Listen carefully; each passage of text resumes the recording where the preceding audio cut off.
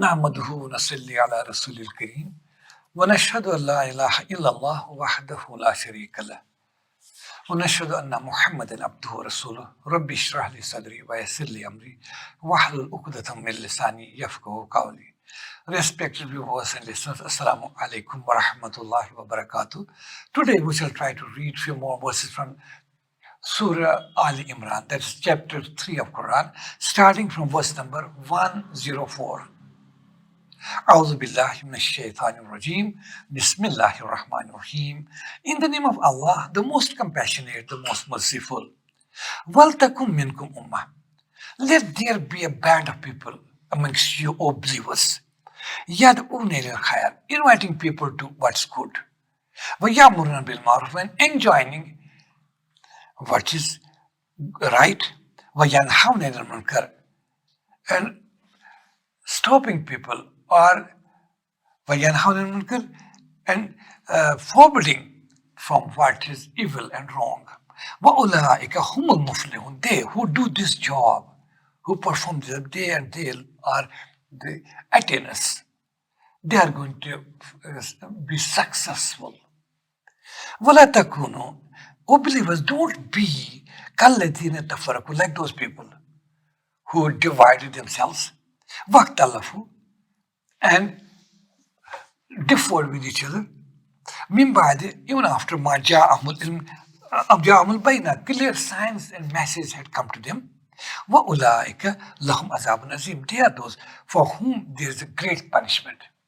Yawm, their punishment on that day, tabyadu wajuh, when some faces will be white, wa taswad wujuh, and some faces will be darkened and black. Famal ladhina aswadat wujuhum, as for those people whose faces will be black, they'll be asked, akafartum ba'da imanikum, did you disbelieve after attaining to faith? Fazukul azab, so taste the punishment. Bima kuntum takfurun, for the disbelief which you adopted. Wa'amal ladhina biyadat wujuhum, as for those people whose face will be white and shining, fafi rahmatillah, they will be within the mercy of Allah. Hum fiha khalidun, wherein they shall abide. Tilka ayatullah, these are the messages of Allah, natluha alayka bil haq, which we narrate to you or convey to you, O Muhammad, peace be upon you, with truth. Wamallahu yuridu, and Allah doesn't intend zulma lil alamin, any kind of injustice for the people of the world. Walillahi, and to Allah belongs ma fi samawati wa ma fil ard, whatever is in the heavens and what is in earth.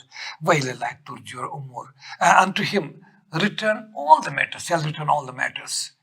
Sadaqallahul Azim.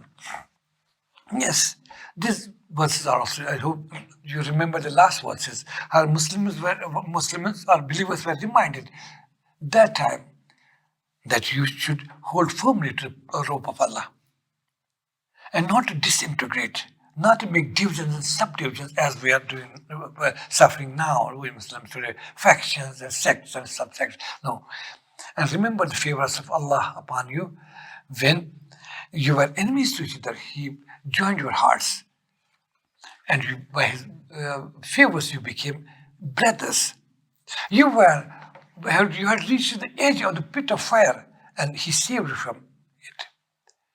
And thus Allah makes clear His signs so that you are rightly guided. And it is in continuation with that. Wal takum minkum ummah, O believers, let there be a band of people.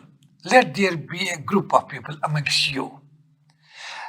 Yad'una ilal khair, those people who inviting people to good, what's good. Wa ya'muruna bil ma'ruf, and enjoining what is right. Wa yanhauna 'anil munkar, and forbidding what is evil and what is wrong. That means this is in a way fardh kifaya, what we call. That though every believer, me, you, everybody, is a die, where born dies.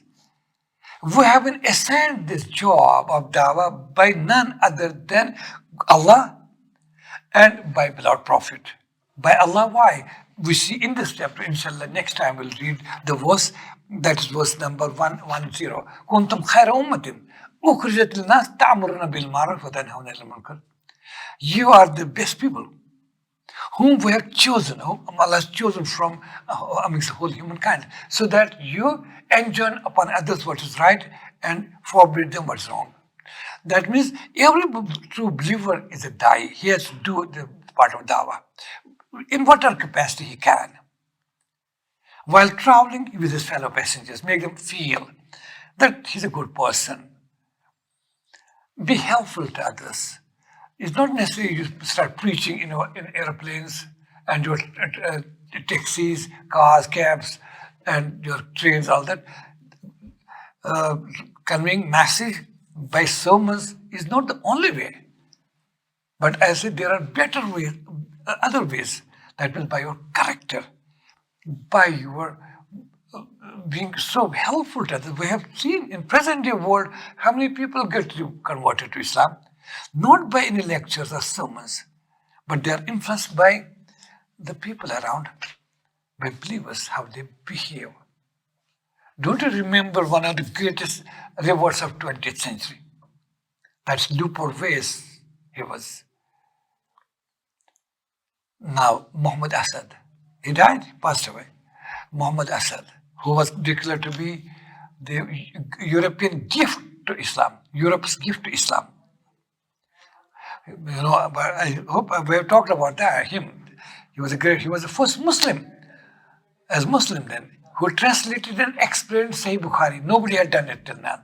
He was the first Muslim to translate and explain to Sahih Bukhari, the collection of hadith. His book, Islam at Crossroads, created waves in Europe and America. Many conversions to that book. And even another book of his, Road to Makkah. There's something exceptional, wherein he talks about his journey to Islam, how he became a Muslim. A great intellectual, he was a journalist and great intellectual. Then his book, as Muhammad Asad, previously Leopold Weiss, his book, Principles of State and Government in Islam. I request that you should read these books at least. You will get enlightened. You'll feel how much he and likes have contributed for the revival of Islam, even in 20th century. And his last but not the least is a special book. That's the Message of Qur'an. That means Tafsir Qur'an he wrote in English, which was published in 1985 from London. The Message of Qur'an, which I read one of the best tafsirs in English. Okay, here, imagine, I was just referring to him. He talking about his reversal or conversion to Islam. See, he says, one of the ingredients, how? He was basically Austria, he belonged to Austria. And he was a reporter of a paper which was called Frankfurter. And he was posted to Jerusalem, and he had to go to Jerusalem. It was in 1922-23, around that, 1925. Exactly 100 years backwards, exactly 100 years. And then he says, among different experiences, that's what I mean to say, that it's not only that you're delivering sermons, you convert others. He says, once I was traveling from Alexandria, which had traveled by ship to Alexandria, and from the Alexandrian port, he had to go to Jerusalem. So he had to travel in train. Imagine trains of Arabia 100 years back, worn out and torn out trains, old model trains. He said, I was in the train. It was an ordinary looking train. I was looking curiously around because it was my first journey to a third world country, coming from Europe, affluent Europe.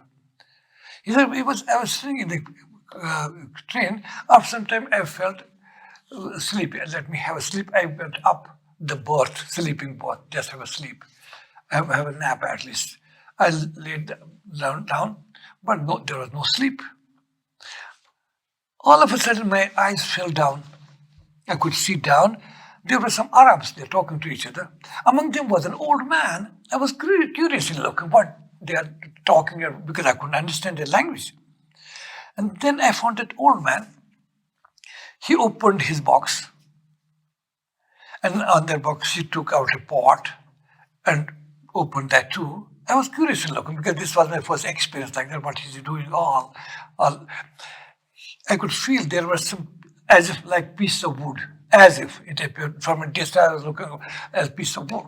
He opened it and then with the tumbler or glass, he went to the bathroom, got a glass of water, and then put the water in his pot where there was some piece of wood like things. They got softened and then he started eating. Now I could feel, yes, these were in fact dried pieces of meat which Arabs used to carry in their long journeys. So I was curiously looking. Just while I was eating, just his face went up. He looked up. He found me. I was just having a nap, but not sleeping, just looking. He started talking to me, but I couldn't understand what he's asking me. I couldn't understand. He was speaking Arab. I couldn't. Then again, he was talking some yes, this. And next to him was staying a Palestinian. He knew some English, broken English. I asked him, he asked me, are you European? I said, yes. I said, what this old man is asking, what he's talking about. That gentleman told me, he's an Arab from Palestine. He's inviting you that you join him on this lunch. See, the lunch, what was that lunch? I simply said, please tell this old man, thank you very much. I'm so grateful. I'm already full. I would not like to take. Thank you very much. Because I thought, am I to consume or eat these wooden pieces? Because I was not used to that. Okay, he told him in Arabic. Old man looked up. I could feel some tears in his eyes.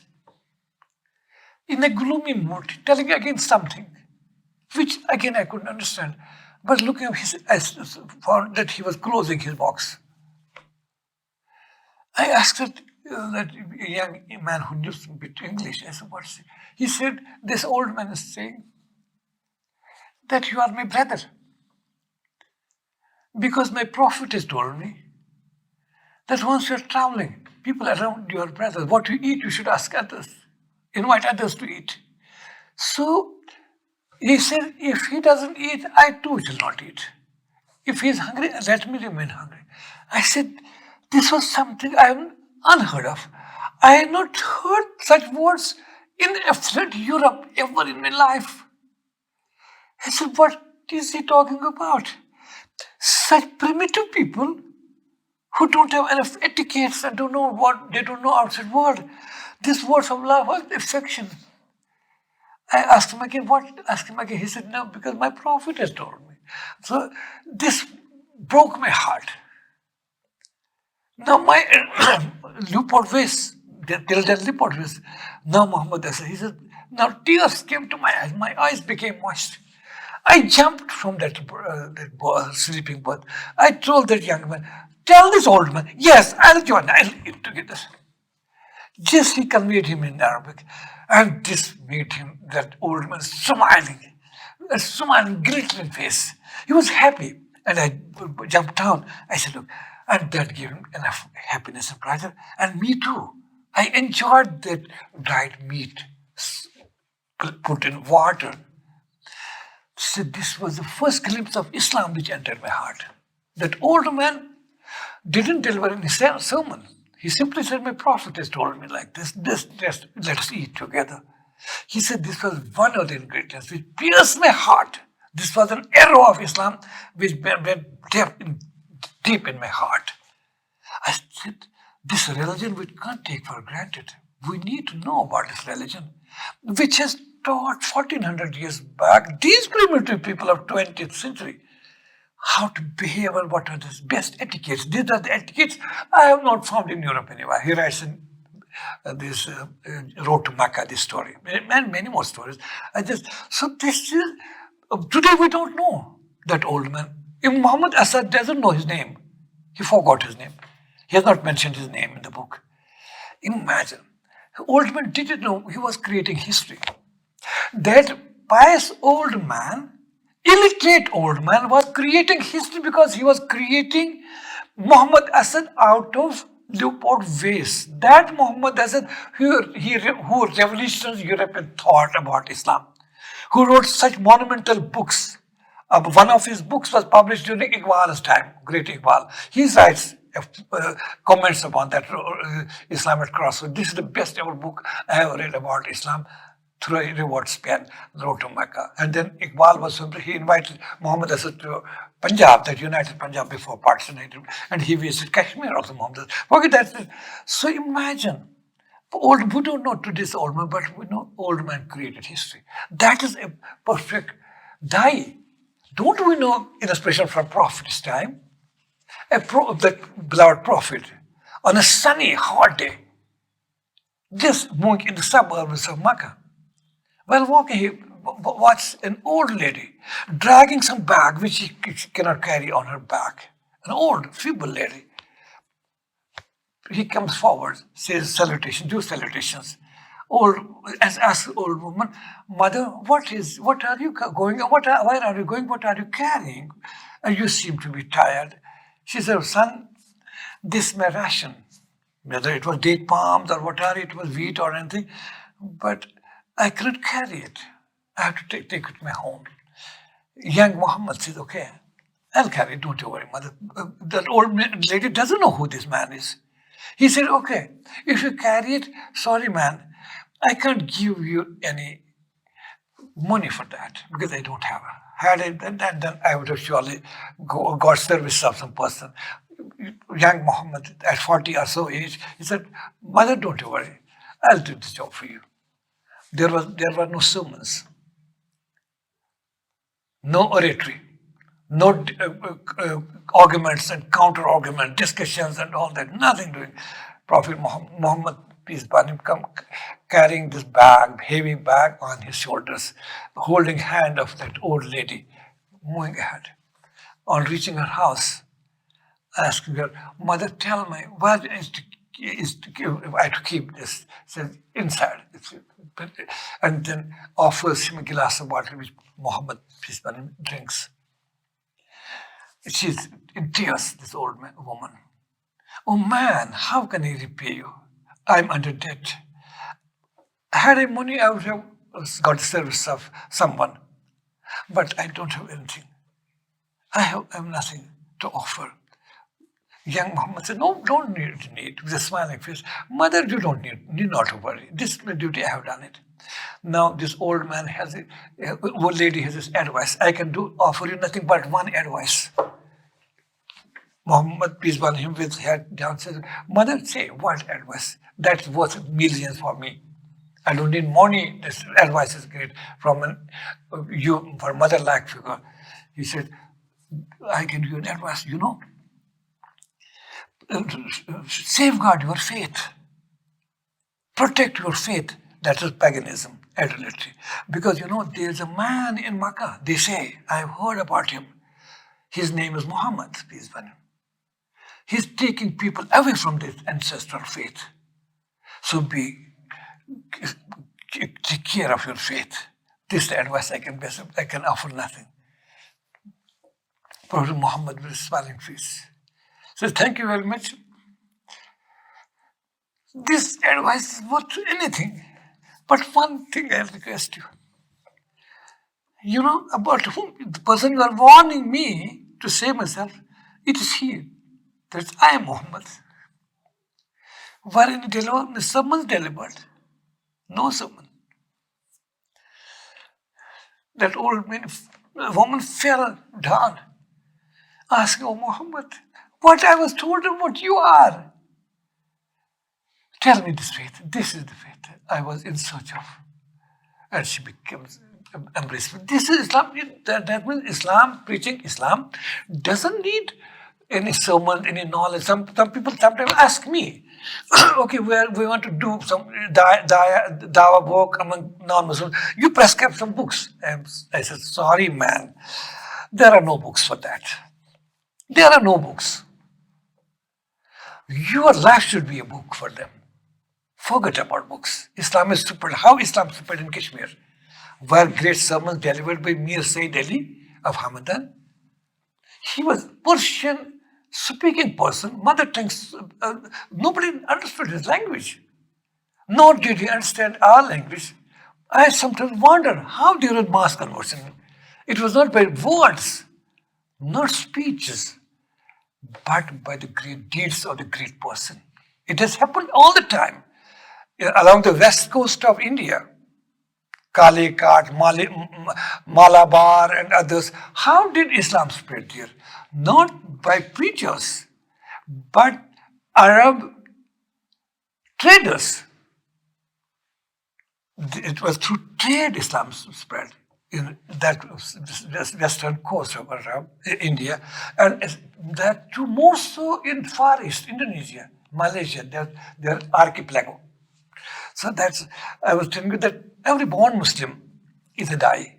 If somebody has knowledge, he can do it by knowledge. If somebody has pen, he can use pen for dawa purpose. If someone has wealth, he can use it, wealth to spread message one way or the other.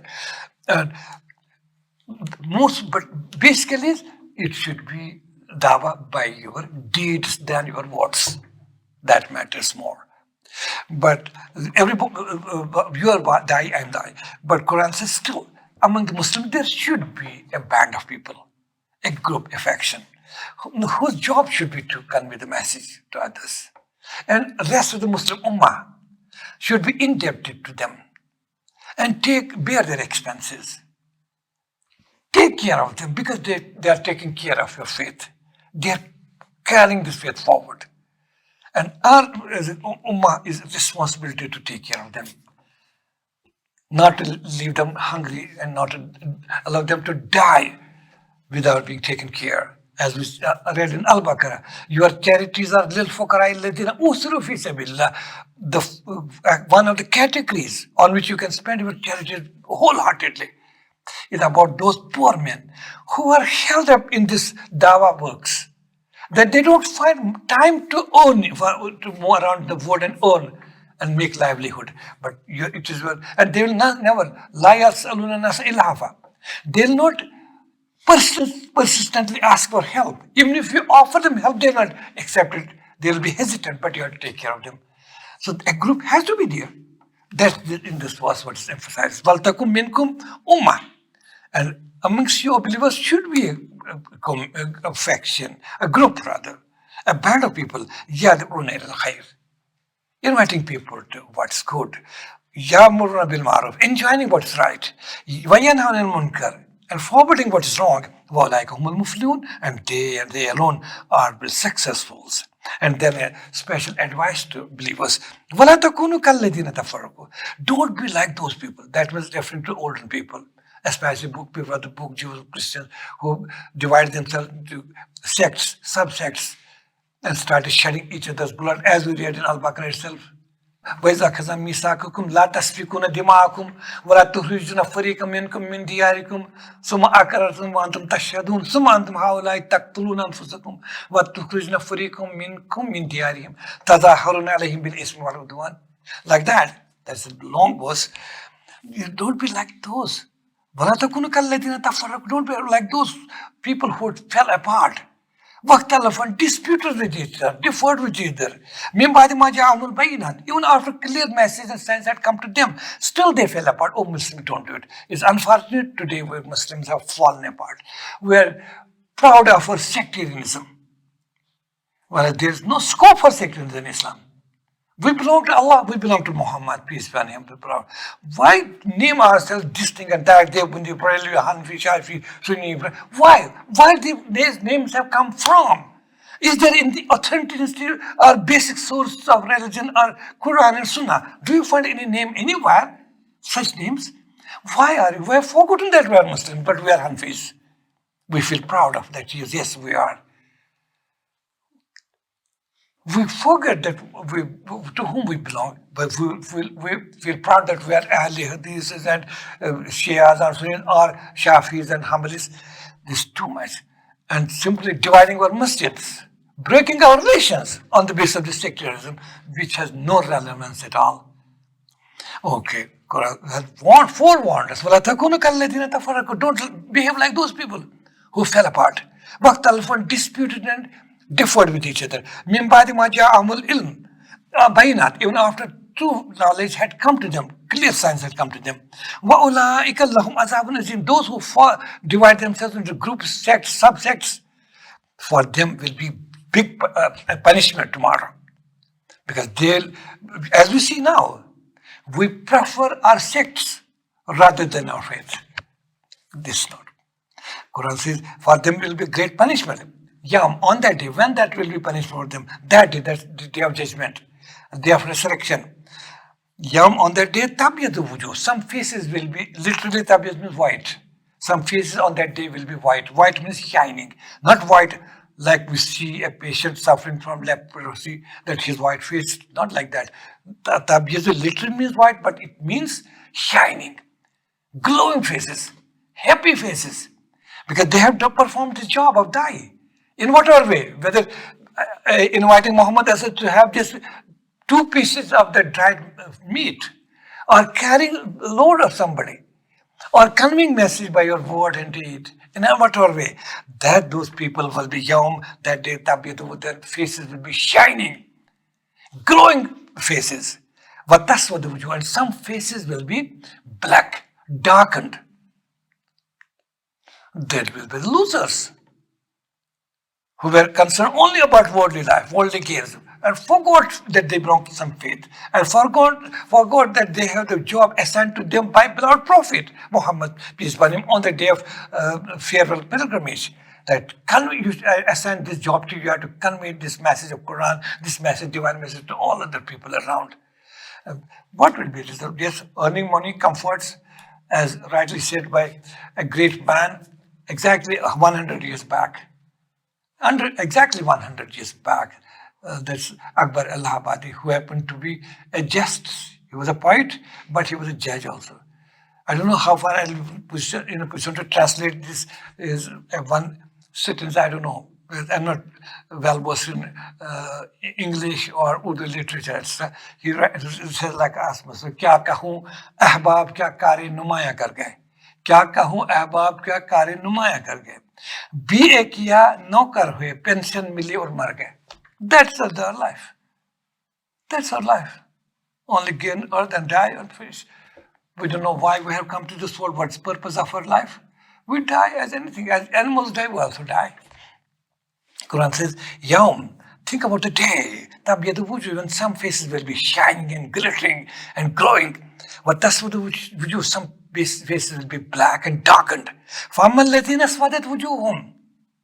As for those people whose faces will be dark, black, they will be asked, Akafartum ba'da imanikum? Did you disbelieve after attaining to faith? Fazukul azab. Then taste the punishment now. Bima kuntum takfur, for the disbelief they adopted, the path of disbelief.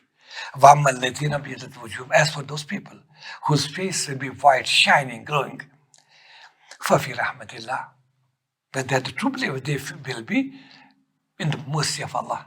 Mercy of Allah. Blessings of Allah around them, hum fiya khalidun. Wherein they shall abide. That will be that mercy forever. No end to that. Tilka ayatullah. At the end of the statement, the Quran says, Tilka ayatullah. These are the messages. These are the signs of Allah. Natluha alayka bilhaq, which, O Muhammad, we are conveying to you. And through you, we are conveying you to whole humanity for all times to come.